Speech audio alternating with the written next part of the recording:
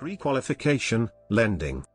Pre-qualification is a process whereby a loan officer takes information from a borrower and makes a tentative assessment of how much the lending institution is willing to lend them. Basic process. The borrower is typically asked for their social security number or other identifier, together with proof of their employment, income and assets, which is weighed against the monthly payments being made on their current debts. This provides a general picture of their creditworthiness. Based on this initial information, a maximum loan amount will be determined according to a standard debt-to-income ratio, DTI. Final approval of the loan will require a credit report from a credit bureau. Mortgage. In a mortgage context, pre-qualification denotes a process that has not yet been underwritten by the lending institution.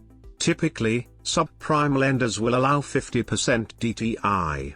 Common monthly debts used for calculating DTI are mortgage, or new mortgage payment, auto payments, minimum credit card payments, student loans, and any other common monthly or revolving debt that is on the applicant's credit bureau report. If a refinance is involved, monthly debts that are being consolidated are not taken into consideration, because they are built into the DTI by way of the new loan amount payment.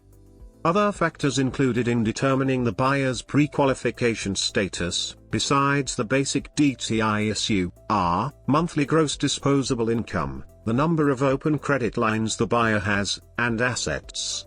Other factors that are important, because they may affect the rate of interest, which directly affects the DTI by changing the mortgage payment amount, are property type, property use, property location, loan-to-value ratio, LTV, what state the loan is in, credit score, purpose of loan, whether or not the applicant is a first-time home buyer, if the refinance has a cash-out amount requested, whether or not the applicant has had a bankruptcy or foreclosure, how many times the applicant has been late on a mortgage payment, the applicant's income type and the way the applicant will verify income, W-2, tax returns, bank statements, etc.